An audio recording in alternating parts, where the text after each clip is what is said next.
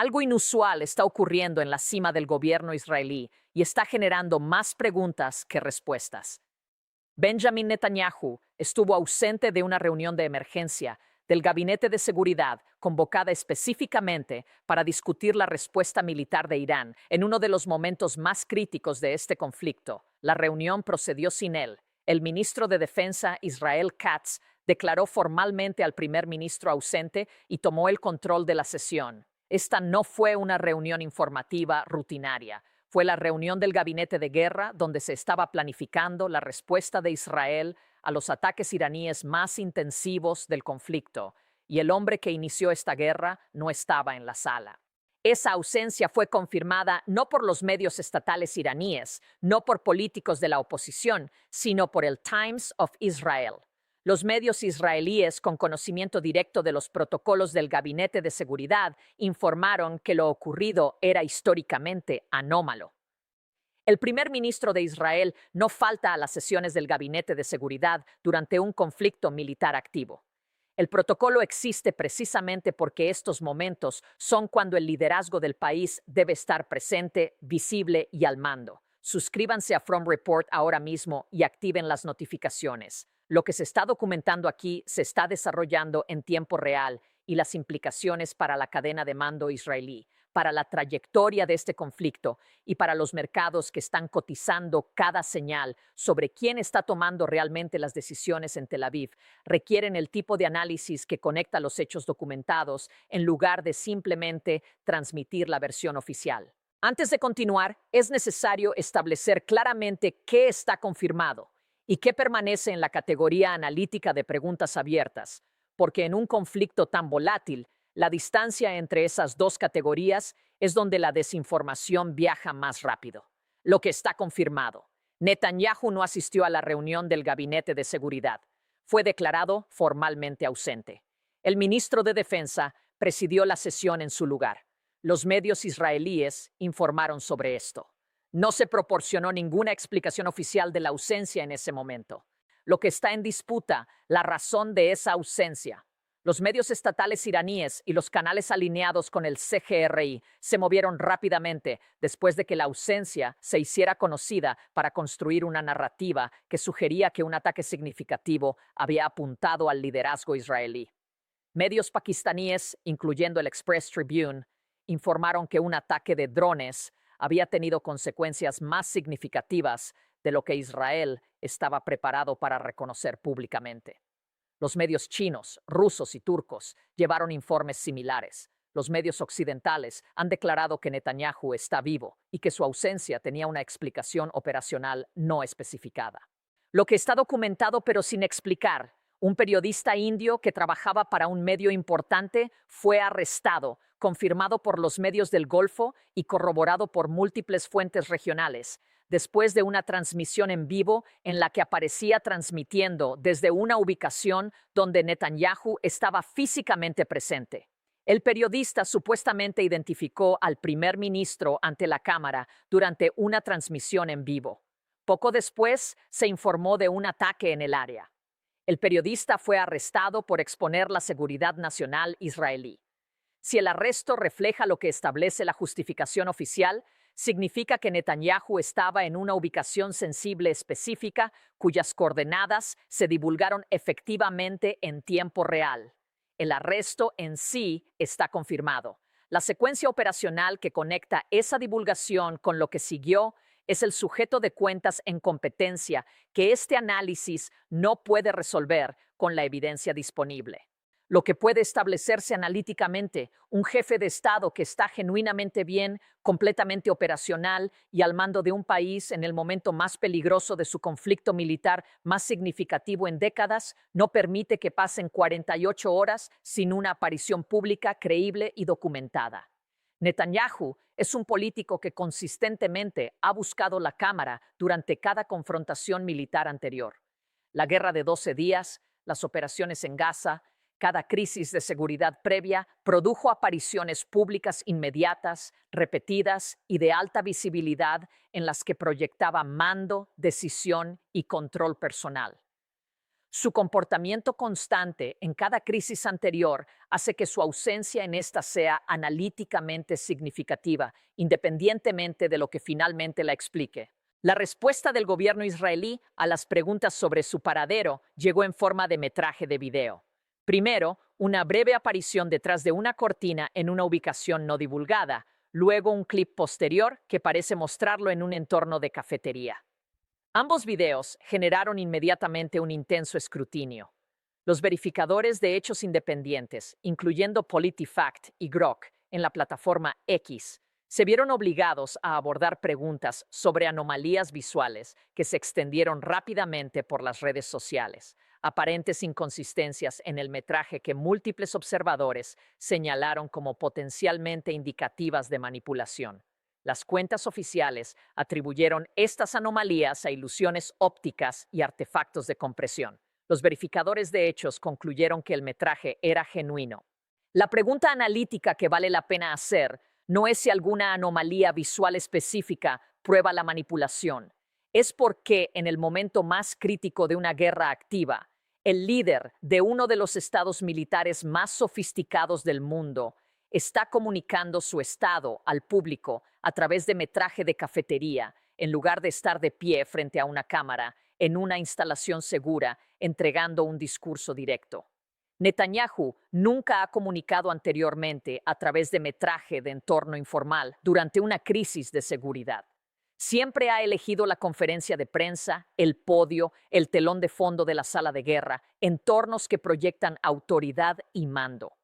La desviación de ese patrón consistente, independientemente de lo que la explique, es en sí misma un punto de datos analítico. Mientras las preguntas sobre el estado de Netanyahu circulaban, el conflicto en sí mismo estaba escalando a un nuevo umbral. El CGRI confirmó el lanzamiento de lo que designó como la 54ª oleada de la Operación Promesa Verdadera 4. Y esta oleada fue categóricamente diferente de las anteriores de una manera específica. Por primera vez en este conflicto, Irán desplegó misiles ultrapesados contra lo que describió como centros de toma de decisiones israelíes. Los sistemas utilizados incluyeron misiles Khaybar-Shekan armados con ojivas de 2 toneladas, la ojiva convencional más pesada en el arsenal de Irán, junto al misil estratégico de combustible sólido, Sejil, que fue confirmado en despliegue de combate por primera vez durante esta operación. El Sejil representa una escalada significativa de capacidad más allá de lo que Irán ha comprometido previamente en este conflicto. A diferencia de los sistemas de combustible líquido que han constituido la mayoría de las oleadas anteriores, un misil de combustible sólido no requiere tiempo de preparación de combustible antes del lanzamiento. Puede dispararse a los pocos minutos de la decisión de lanzamiento. No hay ventana de exposición para la detección satelital de las operaciones de combustible. Es más rápido de desplegar, más difícil de detectar en la preparación previa al lanzamiento y capaz de alcances que cubren cada instalación militar estadounidense e israelí en la región. Su confirmado despliegue de combate señala una decisión deliberada de los comandantes iraníes de comprometer un nivel más alto de capacidad estratégica de lo que se había usado previamente. El apuntamiento a los centros de toma de decisiones, infraestructura de mando, instalaciones de coordinación militar, instalaciones de inteligencia, en lugar de puramente hardware militar, representa la misma lógica de ceguera que este canal ha estado rastreando desde que las imágenes satelitales del New York Times confirmaron ataques sistemáticos contra infraestructura de radar en todo el Golfo.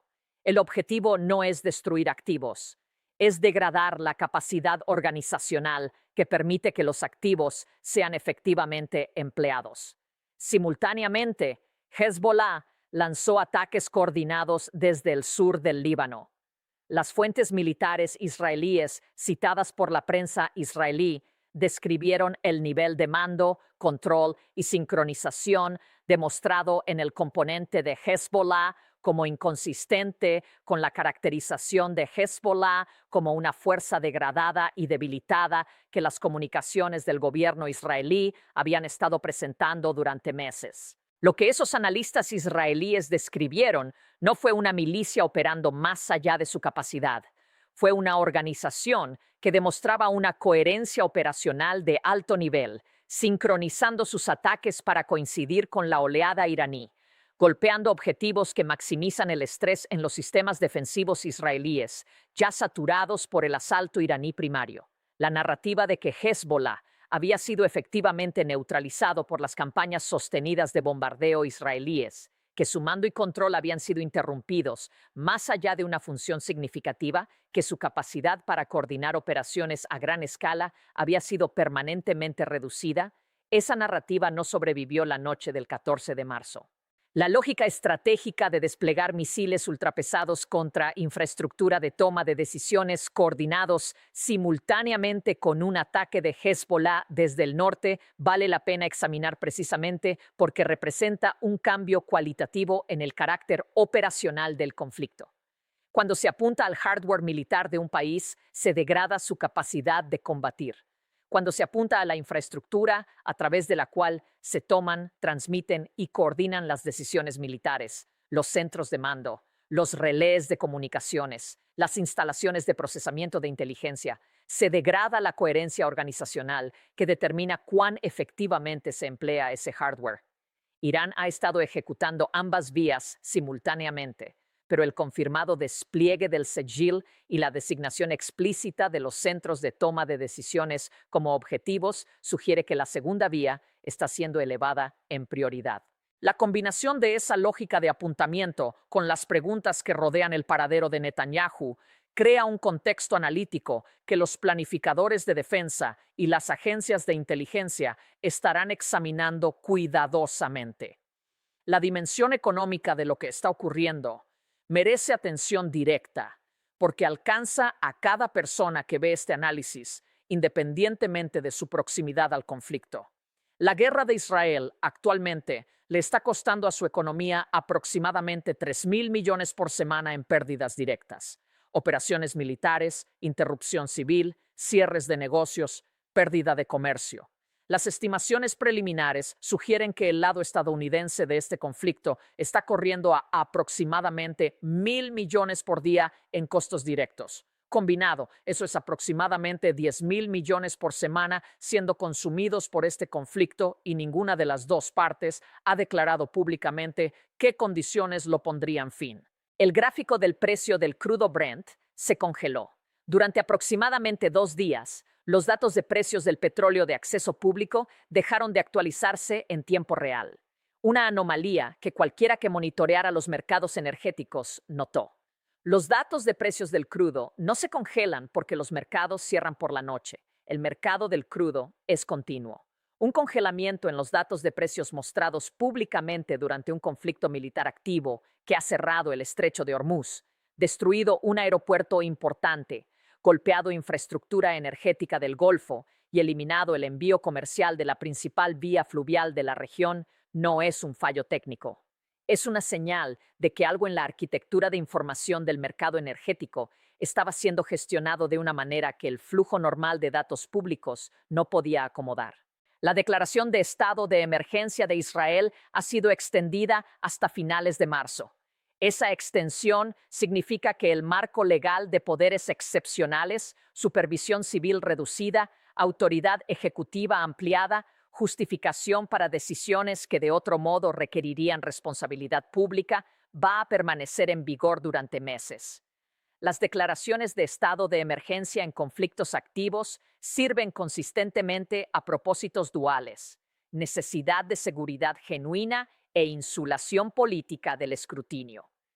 Las encuestas dentro de Israel muestran una oposición en rápido aumento a la gestión del conflicto por parte de Netanyahu. Extender el estado de emergencia significa continuar operando en un marco donde esa oposición tiene menos mecanismos institucionales para expresarse de manera consecuente. La dimensión civil de este conflicto es la parte que cada análisis militar tiende a subestimar sistemáticamente, y es la parte que determinará la trayectoria política a largo plazo de esta región de manera más decisiva que cualquier resultado en el campo de batalla. Los civiles israelíes han pasado la mejor parte de 3 semanas moviéndose entre sus hogares y los refugios antiaéreos. Las escuelas están cerradas. Los negocios están cerrados. La economía no está simplemente perdiendo ingresos, está perdiendo el ritmo básico de la vida ordinaria que hace posible la actividad productiva sostenida. Las comunidades de la frontera norte son el ejemplo más agudo de esta dinámica.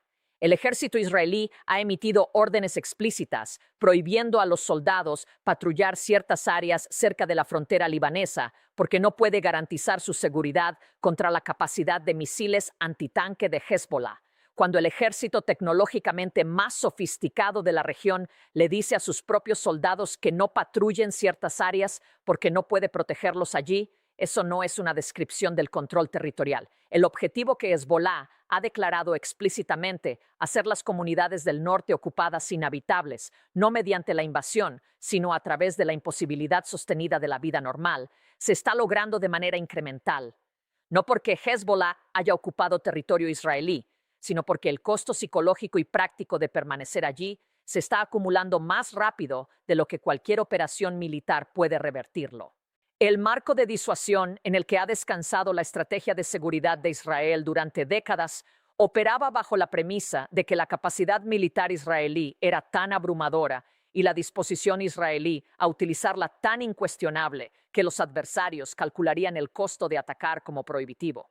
Ese marco requería que los adversarios creyeran tanto que Israel podía defenderse efectivamente, como que las consecuencias de atacar serían tan graves como para hacer el intento irracional. Ambos componentes de ese marco fueron probados la noche del 14 de marzo. El Iron Dome disparó 31 interceptores y no detuvo ningún misil en Ben Gurión. Los misiles ultrapesados golpearon infraestructura de toma de decisiones en el centro de Israel por primera vez en este conflicto. Un segundo frente desde el Líbano demostró coordinación y capacidad que las comunicaciones oficiales israelíes habían descrito como ya inexistentes, y el primer ministro estuvo ausente de la reunión del Gabinete de Seguridad donde se estaba planificando la respuesta a todo esto. La disuasión no es puramente una función de la capacidad militar, es una función de la percepción, la creencia del adversario de que los costos de la acción superan las ganancias potenciales. Cuando las acciones de las últimas 24 horas son procesadas por cada actor en esta región, calculando su propia posición e intereses, la percepción que se está actualizando no es la que fortalece la postura de disuasión de Israel. La pregunta más amplia que cada analista que observa esta situación está luchando es la que se sienta debajo de todos los desarrollos específicos. ¿Cómo se ve este conflicto cuando ambas partes han concluido que el costo de no escalar supera el costo de escalar más? Irán ha desplegado ahora sus misiles más pesados contra la infraestructura de toma de decisiones israelí. Ha coordinado ese despliegue con un ataque de Hezbollah que demuestra una mayor capacidad organizacional de lo que se reconocía públicamente. Ha golpeado el aeropuerto internacional Ben Gurión, cerrado el estrecho de Hormuz durante 15 días, atacado infraestructura energética del Golfo en múltiples países y emitido 3 condiciones de alto el fuego que cada analista profesional describe como estructuralmente imposibles de aceptar para Washington. Israel ha llevado a cabo cientos de ataques contra la infraestructura militar iraní, instalaciones nucleares, centros de mando y reservas de misiles. Ha sufrido pérdidas en Ben Gurión, en el desgaste de los F-15, en el reposicionamiento del grupo de portaaviones, en la pérdida del KC y Antonov-35, en las cifras de bajas en curso que las instalaciones médicas alemanas están procesando, que las comunicaciones oficiales han caracterizado consistentemente de manera diferente a lo que documenta la evidencia operacional. Ninguna de las partes ha anunciado una salida. Ninguna de las partes ha declarado públicamente qué constituiría un final aceptable. Y el hombre que fue el principal arquitecto de la decisión de lanzar este conflicto el 28 de febrero es actualmente el sujeto de una brecha de información de 48 horas que los medios israelíes, los medios estatales iraníes, los medios pakistaníes y las fuentes regionales del Golfo están cubriendo todos desde diferentes ángulos con diferentes conclusiones. Suscríbanse a From Report y activen las notificaciones. Cuando Netanyahu haga una aparición pública confirmada y documentada que resuelva las preguntas que este análisis ha planteado, La cobertura estará aquí. Cuando la evaluación de la 54A oleada del CGRI aclare lo que fue realmente golpeado por los misiles ultrapesados en el centro de Israel, el análisis estará aquí. Cuando las implicaciones de las extensiones del estado de emergencia para la política doméstica israelí se aclaren, el análisis estará aquí. La primera baja de la guerra es la información verificada. Todo lo que parece cierto hoy puede ser derrocado mañana. Eso no es una razón para dejar de analizar. Es una razón para analizar más cuidadosamente con estándares de evidencia más altos y con la honestidad intelectual para distinguir entre lo que está documentado, lo que está en disputa y lo que permanece genuinamente desconocido. Dejen una pregunta en los comentarios. ¿Qué creen que explica la ausencia de Netanyahu de la reunión de seguridad más importante de esta guerra? Cada respuesta es leída. La evidencia primero, el análisis después.